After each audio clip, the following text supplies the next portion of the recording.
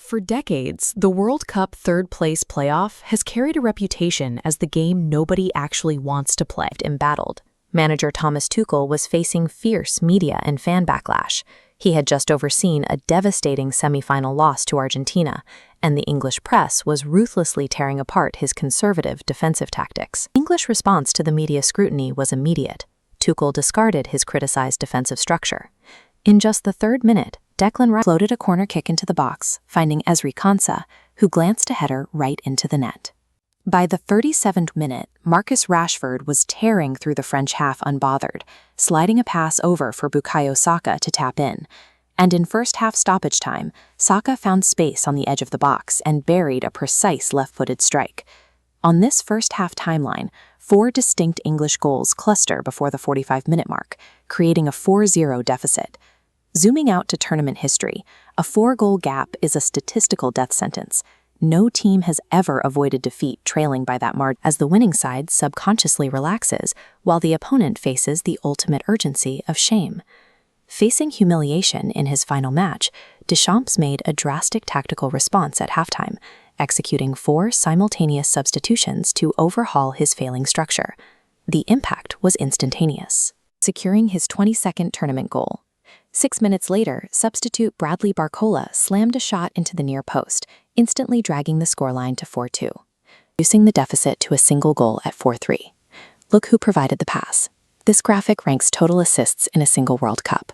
Michael Olise sits at the very top with his 7th. Highlighting the timeline reveals the scale of this achievement.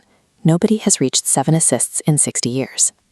For England, the collapse was terrifyingly familiar. A comfortable lead was evaporating in real time, echoing the late-game trauma of their semi-final loss to Argentina just days prior.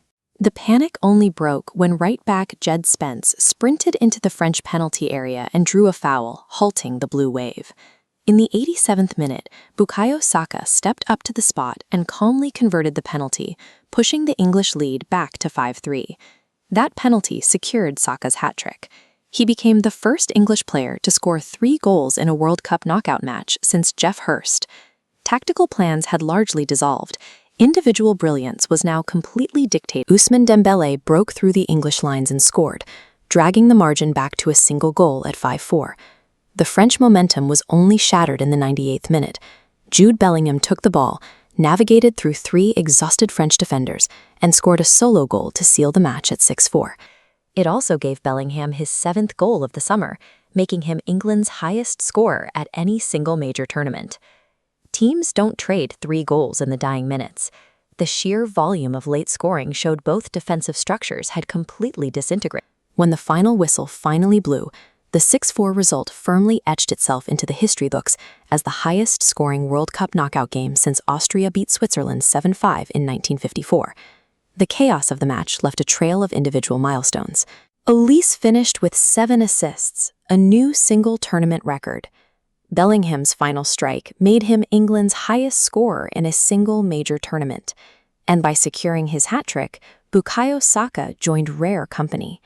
He became only the 2nd Englishman to score a hat-trick in a World Cup knockout match, matching Geoff Hurst's performance in the 1966 final. Data against the historical record reveals this was the highest-scoring World Cup knockout match seen anywhere in 72 years. While France left the pitch with a staggering collection of individual scoring and assist records.